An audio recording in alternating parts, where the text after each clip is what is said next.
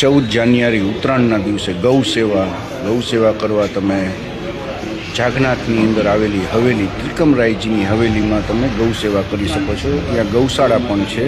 ત્રિકમરાયજીની હવેલી જાગનાથ તનિષ્ક શોરૂમની વાળી ગલીની અંદર જ્યાં હવેલી છે, લાલા બેઠા છે અને ત્યાં સાથે ગૌશાળા, ગૌ માતા છે, કાળી ગાય પણ છે, નાની ગાય પણ, વાછરડું પણ છે।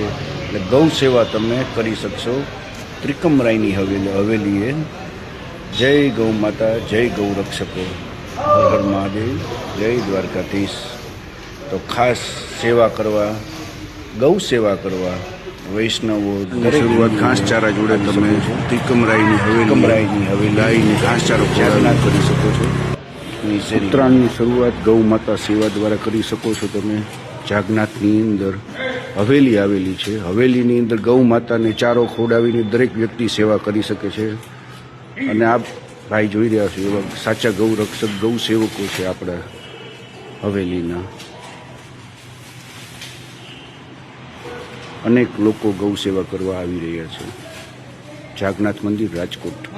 જાગનાથની અંદર તનિષ્કવાડી શેરીમાં ત્રિકમરાયની હવેલી આવેલી છે। ત્યાં તમે ઉત્તરાયણની અંદર ગૌ સેવા કરીને પોતાના દિવસ, કૃષ્ણમય દિવસ, ગાય માતાને સેવા કરી શકો છો।